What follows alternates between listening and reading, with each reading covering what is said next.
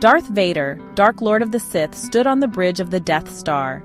He stared out at the vast emptiness of space, wondering if there is something more out there.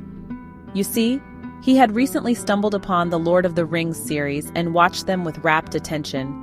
Excitement bubbled up inside of the Dark Lord as he imagined himself as Gandalf, not the white nor the gray, but the black. None shall pass. I am a servant of the secret fire, wielder of the flame of Anor. You cannot pass! The dark fire will not avail you, flame of Udun. Go back to the shadow. Bewildered by this exchange, stormtroopers started to gather. They simply wanted to get to the mess hall. They exchanged nervous glances. This was a new development. One particularly brave, or perhaps foolish, stormtrooper dared to approach. My lord, are you feeling all right? We mean no disrespect, but it is lunchtime, and we are hungry. Vader turned, his mask an impassive black void. None shall pass! In his private chamber, Emperor Palpatine caught a glimpse of this while observing his holocam. He narrowed his yellow eyes in disbelief. What is the meaning of this? Has he gotten into those films again? I must deal with this myself.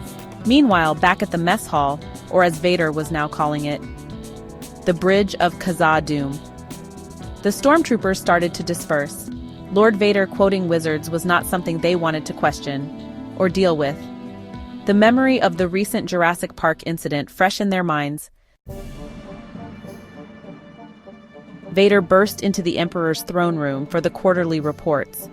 Using sweeping gestures and dramatic movements, Vader began speaking.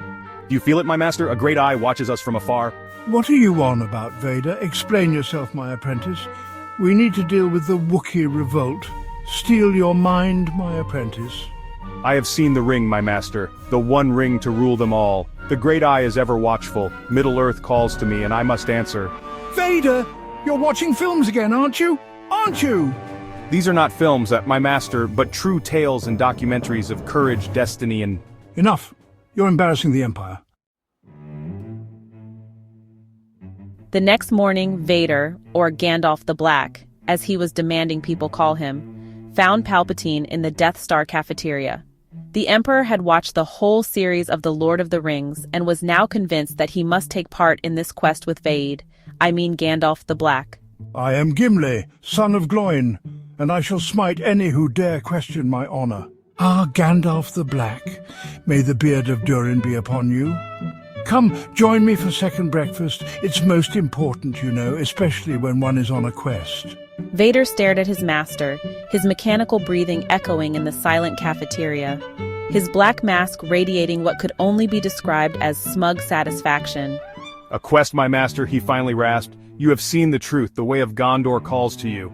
Palpatine grinned beneath his hood, his gnarled hands gripping an axe he'd fashioned from a dismantled training droid. Indeed it does. Aye, let us journey to the lands beyond the stars to claim our destiny. The Death Star's main hangar had been transformed. Gone were the TIE fighters and Star Destroyers. In their place stood a makeshift Helm's Deep, constructed from spare spaceship parts and blast shields. Stormtroopers, dressed as orcs and Uruk-hai, charged towards the walls, their blasters firing harmlessly into the air. The horn of Gondor shall sound in the Death Star. At least they are bonding. The battle raged on. Suddenly a tremor ran through the Death Star. By the beard of Durin? What was that? Lord Vader, your excellency, and Emperor Palpatine, the rebels are attacking. Oh, bother. Can't they see we're in the middle of something? The Emperor waved a hand dismissively. Send the fleet and bring me my axe. And so the Death Star became a curious mixture of impending doom and Tolkien-inspired theatrics, a saga no one could escape.